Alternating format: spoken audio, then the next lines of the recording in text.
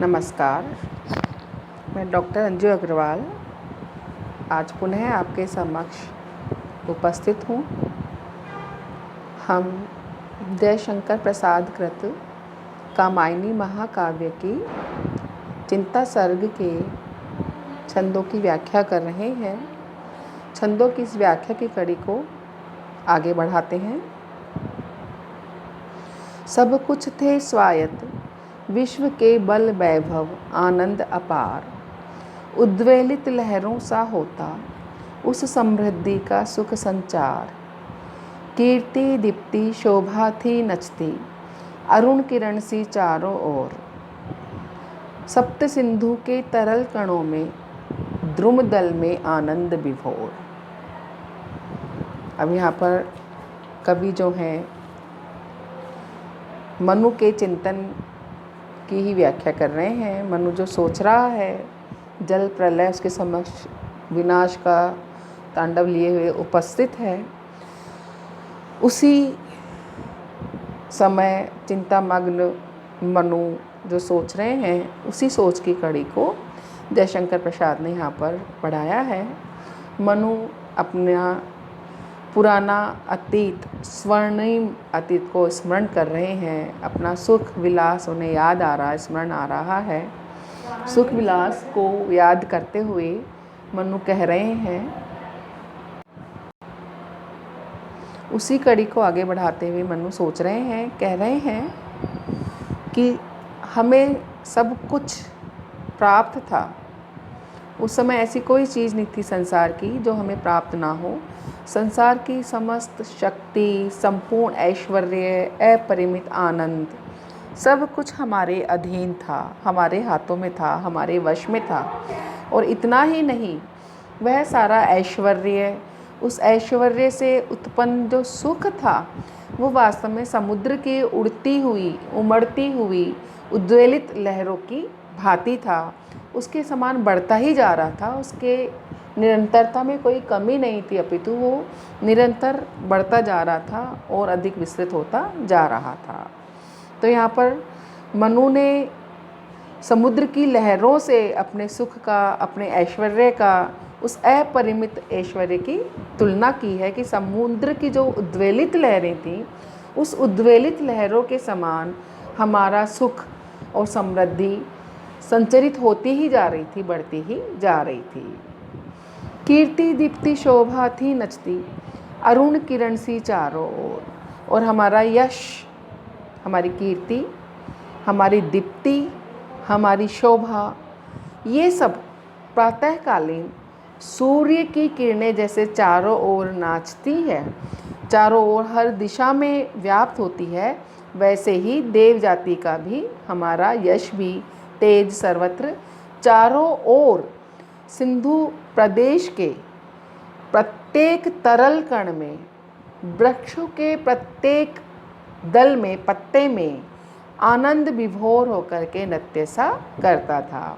कि देव जाति का यश, देव जाति की दीप्ति, उसकी शोभा संसार के चारों ओर, जैसे सूर्य का प्रकाश, उसकी किरणें चारों ओर व्याप्त होती है, वैसे ही हमारा भी ये सारा सौंदर्य, यश, कीर्ति पूरे संसार में नृत्य सा, आनंद मग्न होकर के नृत्य सा कर रही थी, चारों ओर फैली हुई थी। तो यहाँ पर जयशंकर प्रसाद जो हैं, उन्होंने देवताओं के सुख वैभव की तुलना लहरों के उद्वेलन से की है। मतलब लहरों को भी उन्होंने एक विशेषण दिया है, उद्वेलित। उद्वेलित में हम देखते हैं कि सिर्फ उमड़ने का भाव नहीं है या बढ़ने का भाव ही नहीं है, अपितु जब समुद्र सीमा के भी बाहर निकलता है, सीमा का भी अतिक्रमण करता है, उसको हम उद्वेलन कहते हैं। तो यहाँ पर भाव क्या है कि देवताओं का जो सुख था, उनका जो ऐश्वर्य था, उनका जो विलास था, वो इतना अधिक था कि वो अपनी सीमाएं ही नहीं जानता था। सीमाओं से भी अधिक, सीमाओं में बंधा हुआ ही नहीं था, वो अबाध था, वो इतना बहुल था कि उस श्रृंखलता की ओर, या कह सकते हैं कि संयमहीनता की ओर वो ऐश्वर्य बढ़ रहा था। तो यहाँ पर ये जो उद्वेलन शब्द है, ये इन्होंने देव जाति के उच्छृंखल और मर्यादाहीन या संयमहीन जो उनका ऐश्वर्य था, भोग विलास था, उसका भी यहाँ पर प्रतीक है। दूसरा हम यहाँ पर देखते हैं कि कवि जो हैं उन्होंने देव जाति के स्वर्णिम युग का चित्रण किया है और स्वर्णिम युग के लिए उन्होंने अरुण किरणों से उनके यश वैभव को प्रदर्शित किया है। तो अरुण जैसे रश्मियाँ हर जगह, प्रत्येक जल कण में, भूमि के प्रत्येक कण में, वृक्षों के प्रत्येक कण में, वृक्षों के प्रत्येक पत्ते तक विद्यमान होती हैं, उनकी कोई जगह ऐसी नहीं होती जहाँ उनकी व्याप्ति ना हो। वैसे ही देव जाति का यश वैभव भी अपनी चरम अवस्था में कण कण में व्याप्त हो गया था।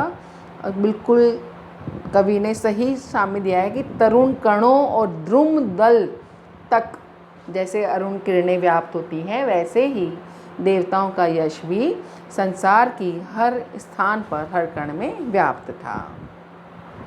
एक हम इस छंद के अंदर देखते हैं, कवि ने सप्त सिंधु जो प्रयोग किया है उस पर हम ध्यान दें तो सप्त सिंधु वास्तव में उस प्रदेश का नाम है जहाँ प्राचीन काल में देवतुल्य आर्य जाति की घनी बस्ती थी।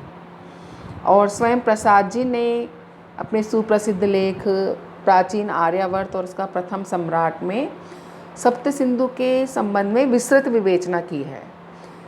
और प्रसाद जी ने अपने स्कंद गुप्त नाटक में भी सप्त सिंधु का प्रयोग एक देश विशेष के लिए किया है। तो यहाँ पर तरल कणों के द्वारा कवि ने सप्त सिंधु प्रदेश की सजलता अर्थात अतिशय उर्वरता का निरूपण किया है कि बड़ी बड़ी नदियों से सिंचित इस भूभाग के कण कण में मानो जल का वास था, आर्द्रता थी। यहाँ पर तरलता द्वारा कवि ने अपने इस आशय की अभिव्यक्ति काव्योचित ढंग से की है।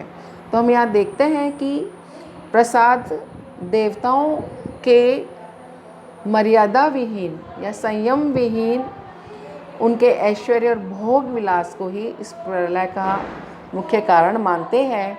और समुद्र से भी जब इन्होंने दृष्टांत दिया है, तुलना की है, तो उद्वेलित समुद्र की लहरों से उसका दृष्टांत देते हुए देवताओं के आचरण की तुलना की है। आज हम यहीं तक करेंगे, कल हम पुनः इस कड़ी को आगे बढ़ाएंगे। धन्यवाद।